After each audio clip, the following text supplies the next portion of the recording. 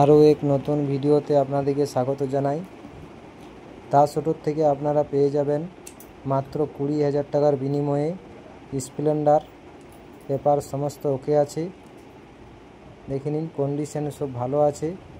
মাইলেজওয়ালা বাইকও আছে, hero Honda আছে, স্প্লেন্ডার প্রো আছে, হোন্ডা শাইন আছে, গ্ল্যামার আছে, এসপি আছে, অ্যাপাচি আছে। প্রত্যেকটা বাইকের সঙ্গে আপনারা 2 লিটার পেট্রোল, নতুন হেলমেট, টি শার্ট, চাবি, রিং, পেপারসপত্র রাখার জন্য ব্যাগ অবশ্যই পাবেন।